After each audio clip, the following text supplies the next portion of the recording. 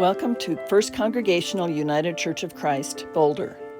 This is the audio version of the weekly devotional. We hope you will tune in every week to listen to the latest offering written by a member of our congregation. Also, feel free to check out our YouTube channel to watch First Cong's Sunday church services. Thank you. The Elasticity of Time by Nancy Wade. The author John Green writes, "One day you're 17 and you're planning for someday, and then quietly, without you ever really noticing, someday is today, and then someday is yesterday, and this is your life." End quote. I once heard the story of an elderly man who had recently moved into an assisted living facility. A visitor asked him how he liked his new place. He responded, "It's fine, except that they bring me meals every 10 minutes. Was this true? Did the staff really deliver meals to this man that often? Well, of course not, but the man's perception of time was that it seemed as if he was eating every 10 minutes. Time does accelerate as we get older and more settled into our routines. I can remember when my son was a newborn baby and he would awaken in the middle of the night to be fed. Naturally, his cries were both insistent and shrill, and they would wake me from a sound sleep. Although I loved cuddling with my baby, the time that it took to feed him a bottle, to burp him, and to put him back in his crib seemed to go on forever. I often felt as if it took hours, when in fact it probably took only about 30 minutes.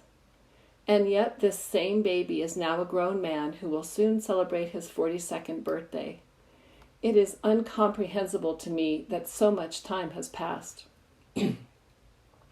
Temporal distortion can cause us to wish that time would both speed up and slow down. When we are recovering from surgery, the time cannot pass quickly enough, and yet when we look back on the years of our life and how swiftly they have passed, there is a yearning to take a deliberate breath, to slow down, to savor each moment. Now that my husband and I are retired and have few time constraints, I feel as if the weeks pass in a blur. Sunday morning church services morph together, and the weeks between them seem to fly by. Perhaps there is some scientific explanation for this phenomenon that I am not aware of. It has been said that learning new things or experiencing new activities are ways in which we can slow down the clock. I find that escaping into a good book both slows down and speeds up my sense of time. An afternoon spent reading passes quickly and, paradoxically, slowly, as I sink into the story's plot and rhythm. The deep sense of satisfaction I feel when I read, and actually when I write, help me to feel as if I have used my time well. The one true thing for me is that time accelerates as I grow older. This can be both unnerving and a blessing. It reminds me, as the years between now and the end of my life grow shorter, that I need never take time for granted. I need to spend it wisely as the precious commodity that it is. In her poem, The Summer Day, poet Mary Oliver writes, "I don't know exactly what a prayer is.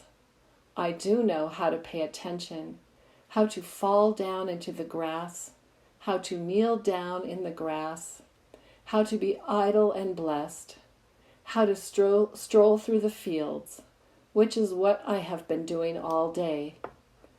Tell me, what else should I have done? Doesn't everything die at last, and too soon? Tell me, what is it you plan to do with your one wild and precious life?"